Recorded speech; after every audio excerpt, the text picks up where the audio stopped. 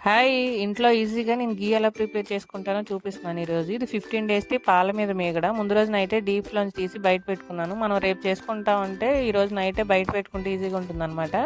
Mixie చేసేటప్పుడు cooling water వేసుకుంటే మనకు వెన్న ఫాస్ట్‌గా వచ్చేస్తది. ఒక 2, 3 పల్స్ ఇచ్చుకుంటే చాలు. ఎక్కువ సేపు చేయక్కర్లేదు. చూసారా ఎంత బాగా వచ్చిందో.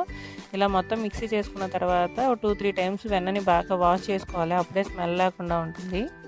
వాష్ చేసుకున్న తర్వాత ఒక పెద్ద గిన్నెలో వేసి ఒక అరగంట సేపు సిమ్లో మరిగించుకోవాలి. అప్పుడే బాగా వస్తుందన్నమాట. హైలో పెట్టేస్తే అడుగునంతా మాడిపోతుంది. పెద్ద గిన్నెలోనే మరిగించుకోవాలి. చిన్నది పెడితే స్టార్టింగ్లో పొంగిపోతుంది. అందుకు కొంచెం పెద్ద సైజు గిన్నెలోనే పెట్టుకుంటే బెటర్ అనమాట. నేను కొంచెం బటర్ తీసి పక్క పెట్టుకున్నాను, కర్రీస్లోకి వాటికి యూజ్ అవుతుందని చెప్పి. ఇలా ఒక హాఫ్ అన్ అవర్ మరిగిన తర్వాత స్లోగా కలర్ చేంజ్ అవుతుందన్నమాట. లాస్ట్లో కరివేపాకు కానీ మెంతులు కానీ వేసుకుంటే స్మెల్ బాగుంటుంది, ఎక్కువ రోజులు ఫ్రెష్గా ఉంటుంది.